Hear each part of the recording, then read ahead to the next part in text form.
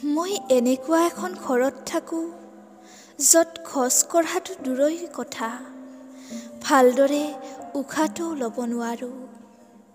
কথা কোৱাটো দূৰৈৰ কথা, মই তাত মাত মাতিবও নোৱাৰোঁ। গল হেকাৰি মৰাটোও মোৰ বাবে দখনীয় কাম। মই য'ত থাকোঁ ইয়াত মানুহবোৰে বহুত কথা কয়। মই দুখ কৰা দেখিলে তেওঁলোকে আনন্দ পায়। আচৰিত নহয়নে? অথচ তেওঁলোক মোৰ বুকুৰ কুটুম।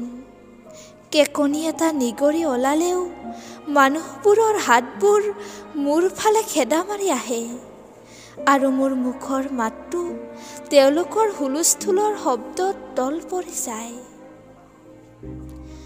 মোক কেতিয়াবা ফুচুলাই ভালৰি লগায়। বন্ধ ঘৰটোৰ দুৱাৰৰ খিলি খুলি দিয়াৰ কথা কয়, কিন্তু নকয় মুখৰ বান্ধ খুলি দিয়াৰ কথা। দুচিটা ব্ৰেডত অলপ ৰঙা জাম, তাৰ পিছত দীৰ্ঘ স্নায়ৱিক বিৰতি।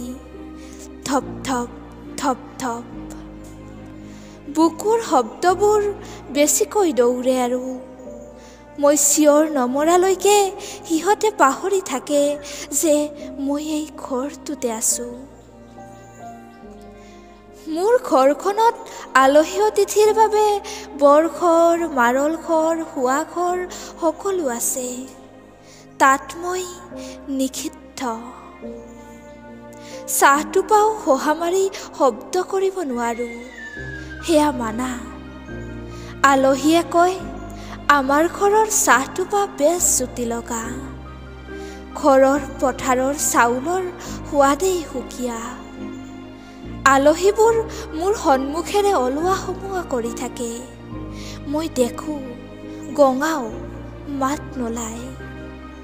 পহৰাদাৰ কুকুৰটোৱেও মোৰ গেঙনি চিনি পোৱা হৈছে। এইবাৰ আকৌ আলহী আহিব বুলি শুনিছোঁ।